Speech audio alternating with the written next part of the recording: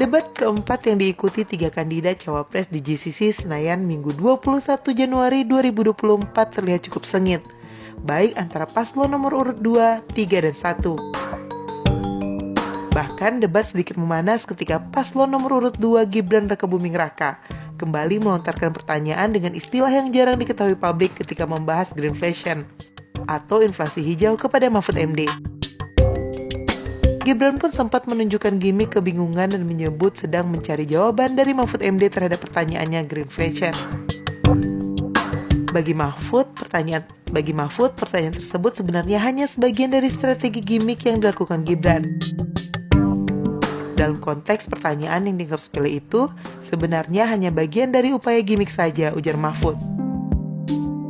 Mahfud menilai bahwa Gibran melontarkan pertanyaan yang bersifat taktis, walaupun sebenarnya dia telah memberi jawaban yang singkat terhadap pertanyaan tersebut. Ketika diminta tanggapan mengenai komitmen Mahfud terkait greenflation, Mahfud menyatakan bahwa dia sebenarnya bersedia memberikan jawaban yang benar terhadap pertanyaan tersebut. Namun Mahfud berpendapat bahwa Gibran kurang memahami konsep greenflation, sebab pertanyaannya tidak sesuai dengan harapan Mahfud. Sebelumnya, Mahfud telah menjelaskan bahwa greenflation mencakup konsep ekonomi hijau dan siklusnya. Meskipun begitu, Gibran berpendapat bahwa jawaban Mahfud tidak sesuai dengan pertanyaan mengenai inflasi hijau. Gibran kemudian memberi contoh mengenai demonstrasi rompi kuning di Prancis yang telah menelan korban, sambil menyatakan bahwa Indonesia harus berhati-hati dalam melakukan transisi ke energi hijau.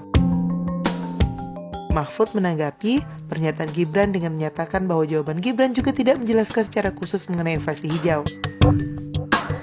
Panggung debat hanya memanas antara dua kubu kandidat tersebut. Cawapres nomor urut 1 Muhaimin Iskandar pun tak lepas dari gimik yang dilakukan Gibran.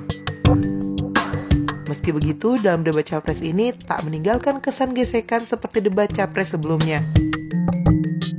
Gibran yang sejak awal memberikan gimik ke Caimin dan Mahfud MD langsung mendatangi keduanya selesai debat dan menyalami sambil membungkuk.